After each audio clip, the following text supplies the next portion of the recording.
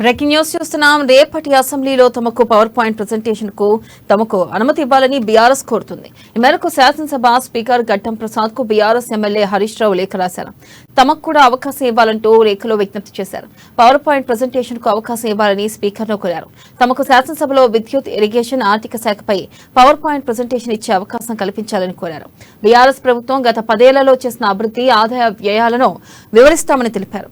కాంగ్రెస్ ప్రభుత్వం కావాలని తప్పుడు ప్రచారం చేస్తుందని చేసిన సంక్షేమాన్ని పవర్ పాయింట్ ప్రెజెంటేషన్ ఇస్తామని స్పీకర్ ను కోరామన్నారు. అదేవిధంగా పవర్ పాయింట్ ప్రెజెంటేషన్ ద్వారా తమ వాదనను వినిపించే అవకాశం కల్పించాలని మంత్రి హరీష్ రావు స్పీకర్ కు లేఖ రాశారు.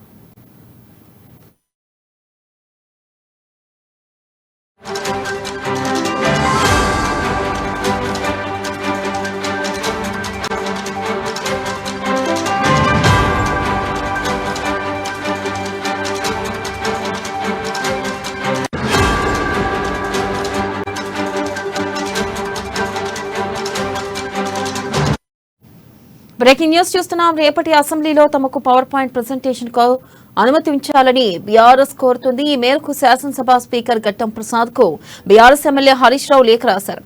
తమకు కూడా అవకాశం ఇవ్వాలంటూ లేఖలో విజ్ఞప్తి చేశారు. పవర్ పాయింట్ ప్రెజెంటేషన్ కు అవకాశం ఇవ్వాలని స్పీకర్ ను కోరారు.